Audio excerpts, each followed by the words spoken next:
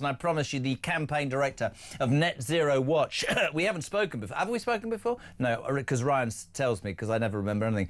Maurice Cousins, good afternoon. Welcome to Drive. Good afternoon. Lovely to meet you. We're obviously new to each other. What an absolute pleasure it is. How are you? And can I just salute your son, who was a remarkably good ice skater, Robin Cousins, all those years ago. Yeah. That's taking me back. When I was at school, people used to make that very same joke.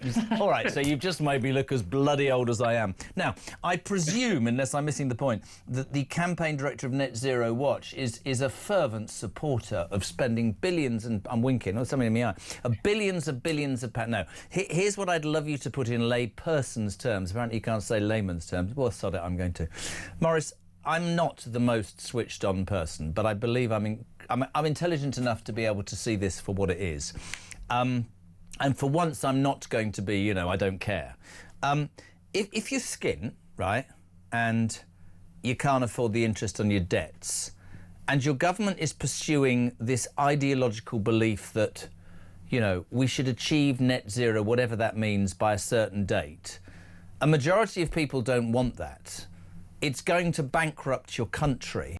And the specifics of this approach, in this case wind farms, and this was Ofgem today confirming that who knew? Wind farms drive the cost of energy up. So we've got a government who said they're going to come down and they're going up because wind farms don't create enough and we have to import, or they create too much wind, and to turn them off or to store it costs more.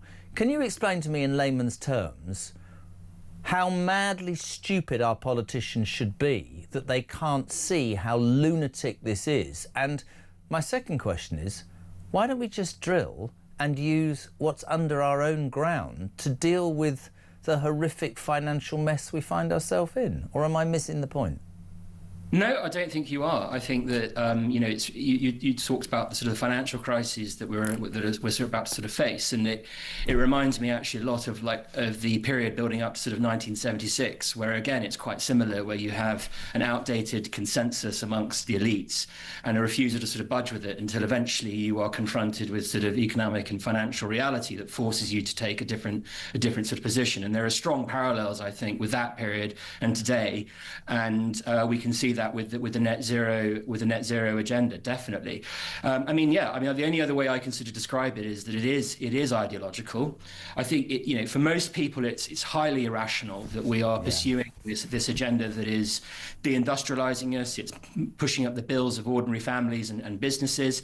It's weakening our sort of geostrategic position in the world as well. We've got the return of sort of great power competition, and we're increasing our reliance not just on foreign imports of LNG, but also cheap Chinese green tech that we're importing to sort of prop up this net zero agenda. It seems high. Of course, it's irrational to sort of when you look at it through that lens.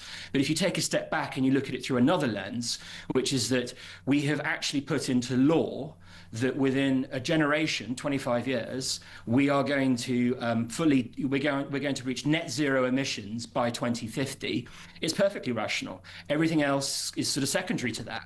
So, by any means necessary, But explain that to me. You're an expert. What does that actually bloody well mean? Mike Graham asked the ultimate question, in my humble opinion, about 3 months ago. I repeated it earlier. He said, what happens when we get to net zero if we do? Do you get a medal? Do they set you a new target? What does it mean? What does it mean, man?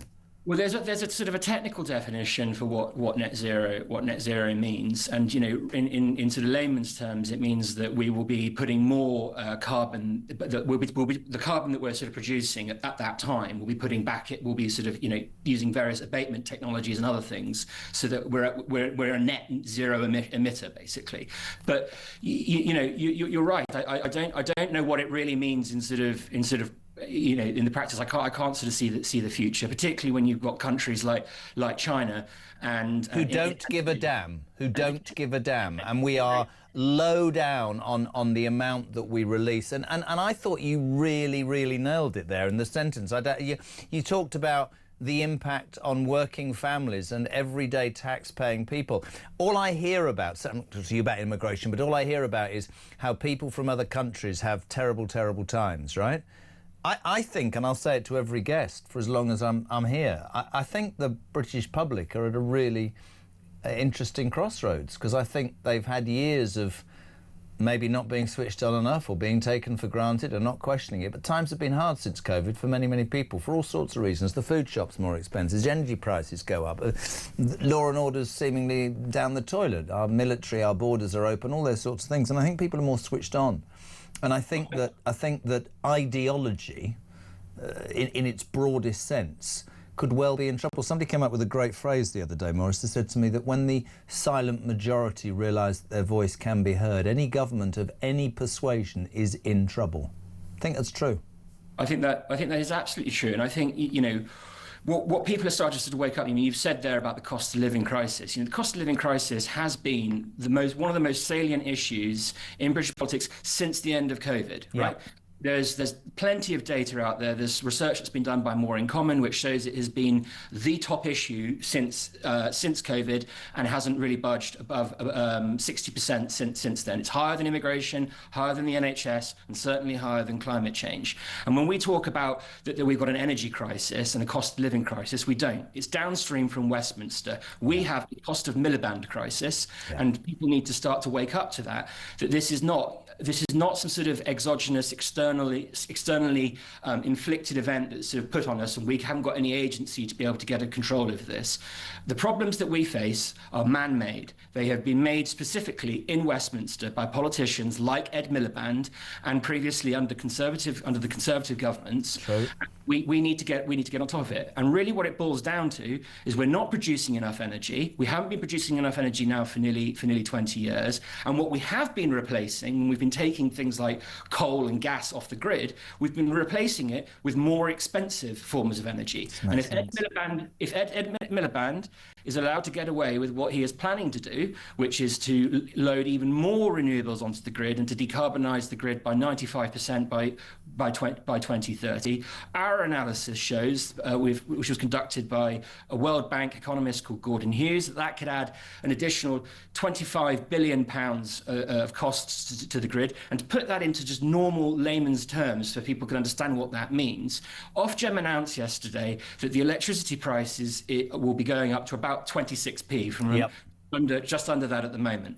We anticipate that assuming that Miliband's agenda goes ahead and the timelines are sort of met, that could go up to about 40p. That'd be just catastrophic for families. It'd be awful. And that would drag in an awful lot of people. And the words in the election campaign about working families just ring so hollow now. God, honestly, Ryan is smiling because I'm sort of in awe of you as a guest, and he's going to go, I told you he was good. You're brilliant, mate. Thank you so much for making me understand just a small amount of the net zero. Book him again, Ryan. Oh, book. That wasn't you at all. It was Jodie, wasn't it? Stop taking all the credit.